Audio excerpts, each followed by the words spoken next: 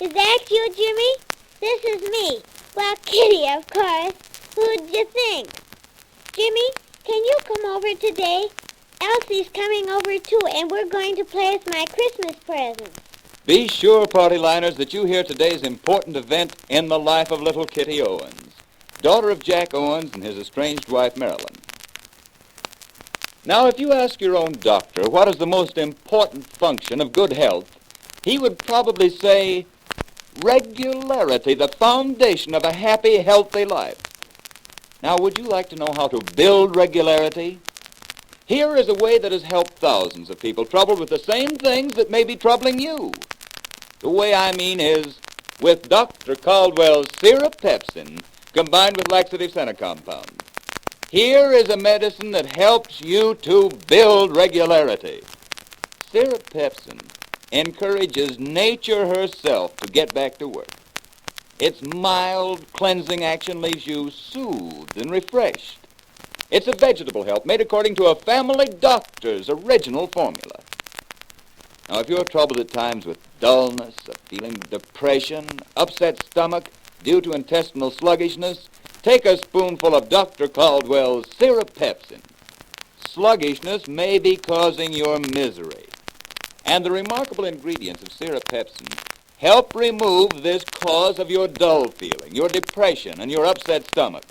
You'll get it at any drugstore. It costs very little, and it lasts a long time. It's spelled S-Y-R-U-P, Syrup, P-E-P-S-I-N, Pepsin. Syrup Pepsin.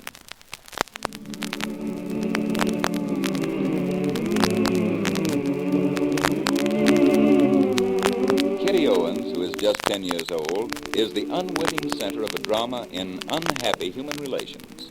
Her father, Jack Owens, after neglecting his wife and daughter for years, last fall decided to try starting life over again.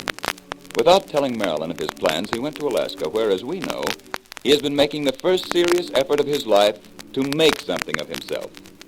Yesterday, we heard that no present had arrived from Jack Owens for his daughter Kitty. Today, Kitty has invited Jimmy Miller and another friend, Elsie Curtis, to play with her. The three children are sitting on the floor around the Christmas tree. And with Kitty as operator, they're in the midst of a game of party line. Jimmy has one telephone, Elsie the other, and Kitty sits midway between them. Hello? Operator? Yes, number please. This is Mr. Wintergreen at the drugstore. I guess I'll just talk to my wife, if you please. Just a minute. Daily 1906. That's not the way to play party line, Kitty. It is too. Listen, Kitty, you're supposed to ring my wife's telephone for me. You don't have to say that... Your wife. Does that sound funny, Jimmy? Keep still, Elsie, or we won't ever get this straight. Go ahead, Kitty. Well, if I'm the operator, you have to let me do it my way. But it isn't right, Kitty, don't you see? Well, if I get the number, it's right. I won't answer the telephone if you don't ring it right. Okay, you don't have to be. I'll be Mrs. Wintergreen myself. Go on, Jimmy, call your wife again. Whoa! That isn't fair. You can't be both the operator and Mrs. Wintergreen, can she, Jimmy? Well, shucks. Wait a minute now. We'll figure out. I'm the hostess. I can say which way I want to play. The hostess is supposed to be polite and let the guests have a good time.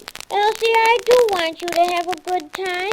Only that's the way you call people in Chicago. How do you call people in Chicago? Just like we do right here, I bet. Well, pretend you're calling my daddy at his office, Jimmy. Okay. What do I say? Oh, say you want Delaware 8263. Okay.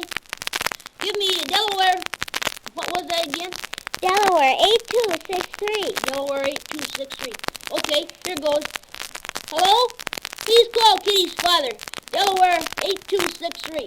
Delaware 8263. Just a minute, please. Now what? Okay, now you say hello. My daddy's answering the phone. Go ahead and talk to him.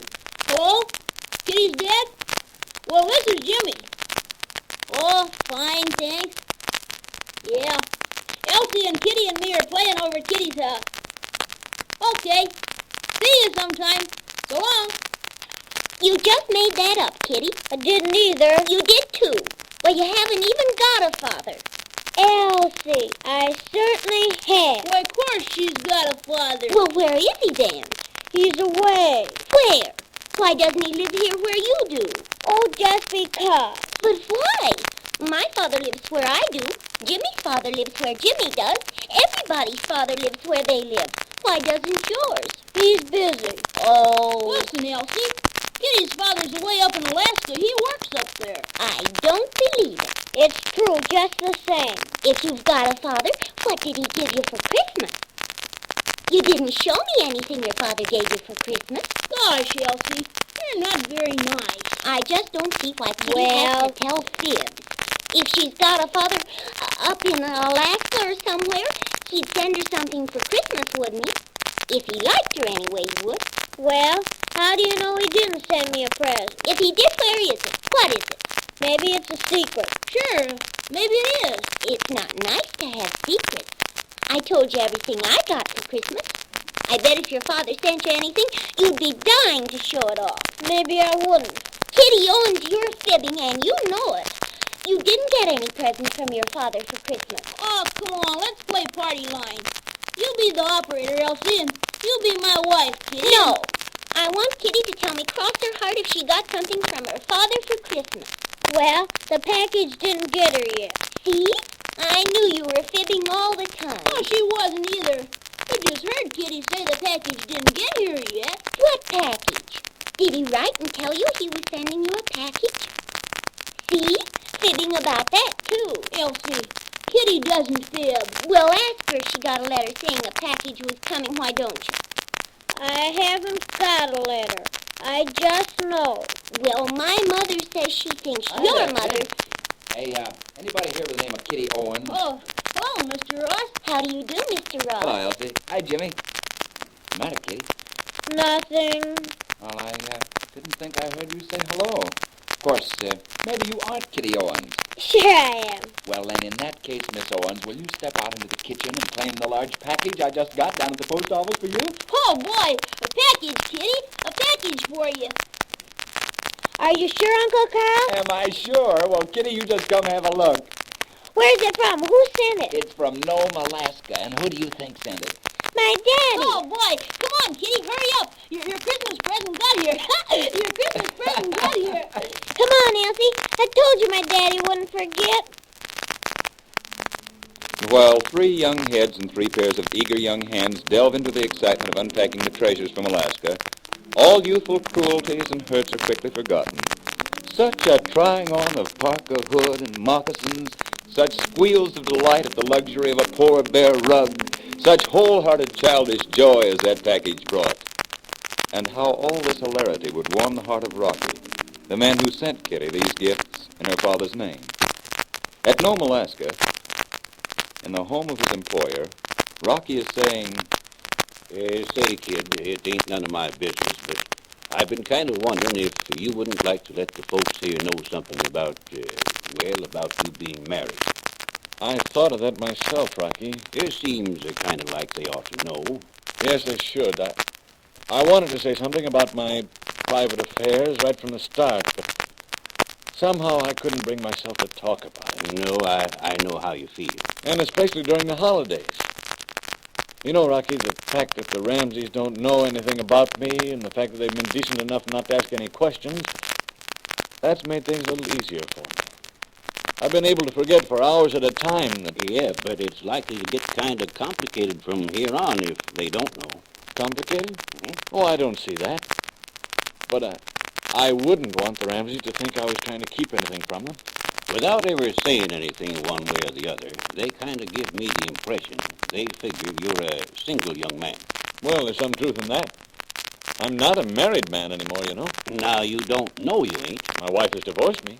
Therefore, I'm obviously not married anymore. But, kid, you don't know she's divorced you. It's just something you think. Ah, no. Bud Patterson wouldn't have written that letter if it weren't true. And you forget something else, Rocky. I do? What's that? The other man in the case. What other man? Bud's letter said that Marilyn was interested in some fellow down in Monticello. You remember that? Just talk more like it. No, I don't think so. Anyway, nothing we can say about it will change things. Rocky, do you think I ought to tell Mrs. Ramsey something of all this? Well, I would if I was you. It seems like the right thing to do for several reasons. If you want me to tell them, I'll be glad to, kid.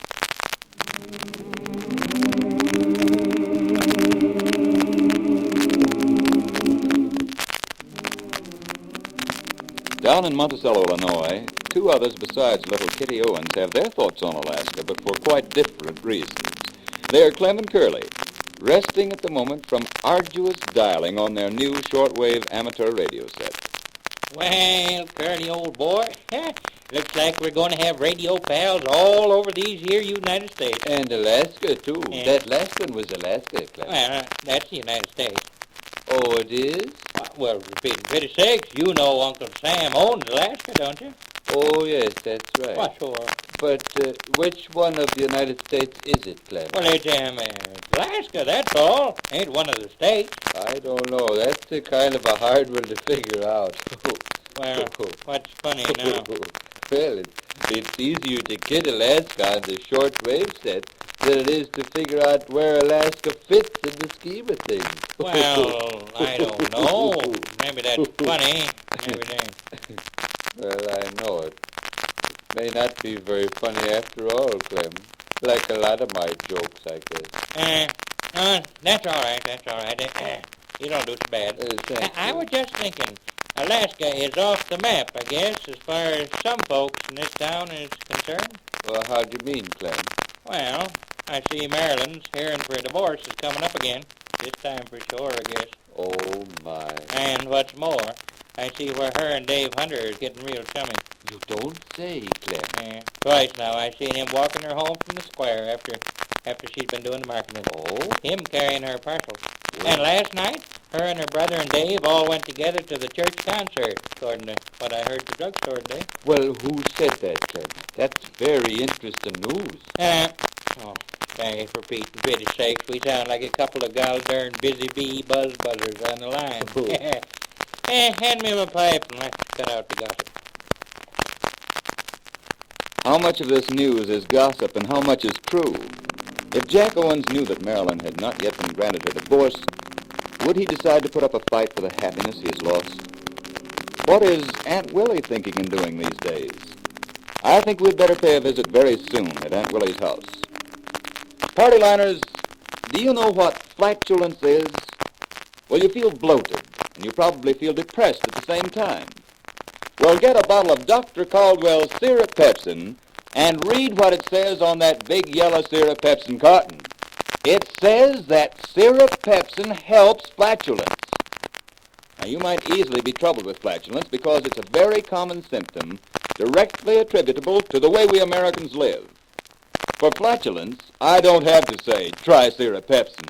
I say, get Syrup Pepsin and let it help you, as it's helped many people troubled with this distressing condition.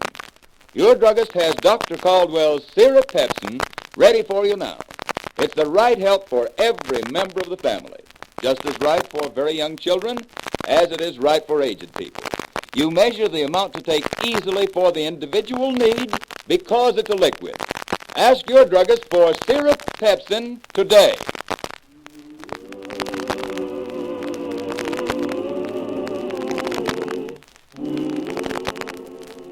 Tomorrow, we meet a new person on the party line, Mrs. Ella Ramsey. She is to have an important part in future events. Be sure you are listening.